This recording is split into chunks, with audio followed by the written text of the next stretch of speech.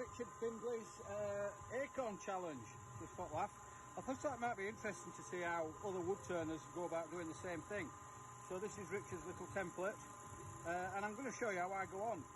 So first of all, I've got my little blank in the lathe. It's tulip wood, 65mm square, about 150mm long, something like that. First of all, I need to make it round. Now Richard's given us a diameter of 63mm, so I'm going to set my verniers to about that. I use these cheapo little vernier calipers for this sort of thing, and it's very rare that I tighten it up. I just put my thumb on it and that will tell me whether or not it moves. And it comes as no surprise that I'm going to rough it out with my round skew chisel. Here we go.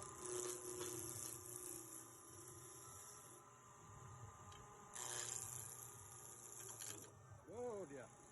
It'll help if I tighten up the tailstock.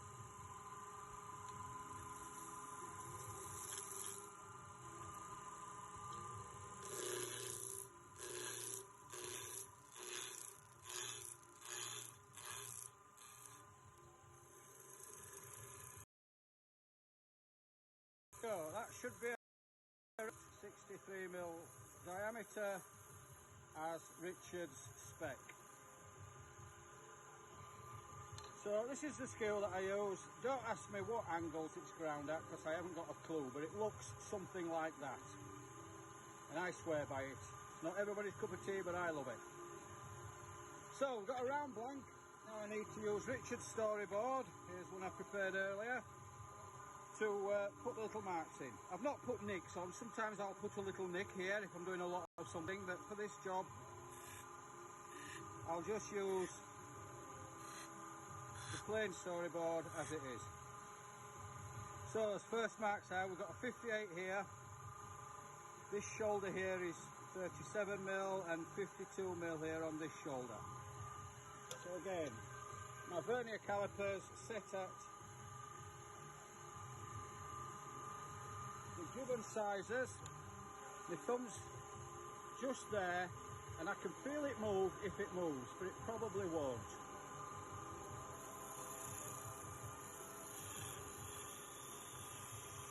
So that's 52. This little one up here is 58.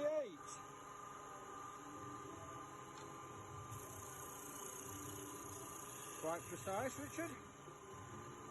And then we've got a 37 for the small, deeper shoulder. Again, vernier calipers adjusted to the right side, and down we go.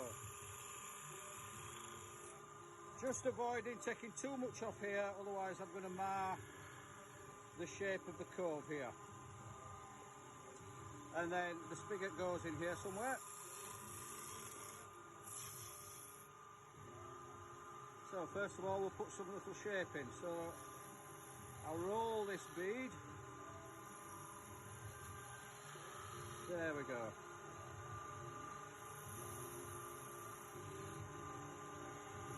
That's the base bead, and then there's a little half bead here.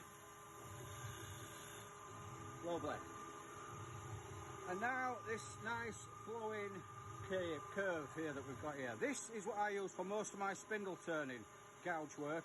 It's actually a bowl gouge. As you can see, ground to a very long fingernail. It's a 5/8 bowl gouge from Crown with a very, very long grind. And it does me nicely for this sort of thing. Making that lovely sweeping OG. Right down to that little shoulder or fillet just there. I'm just going to tidy that up with the skew. And then the cove proper. Nibbling away from each side. So start with the flute heeled right over on its side. You can see how the bevel is going to be riding. As soon as that cut starts, I'll be riding the bevel. There we go. Always cutting downhill, never cutting uphill. And curving it round. There we go. Lovely. Nice little cove. A little bit of finesse in there, I think. Let's have a look. Beautiful. And we'll just tidy up these two shoulders. And now for the nut proper.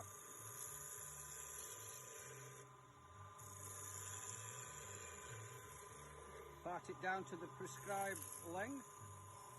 Just tidy up that corner there. That's the phone ringing. I'll be ignoring that on a Friday afternoon. And then the nut shape. Nibbling away with the skew.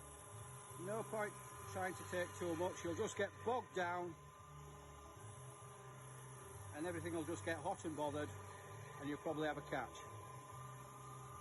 Before I forget, I will put this shoulder on. This is a sizing gauge I use for common sizes. 1.5 inch and 2 inch. So we need inch here or 25mm. Oh, and I put the wrong centre in, never mind. I've got an 1.5 inch centre in here by mistake. I wasn't thinking that through. So we'll just have to leave a little shoulder there.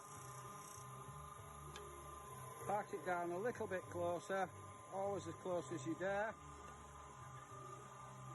Little bit of sandpaper.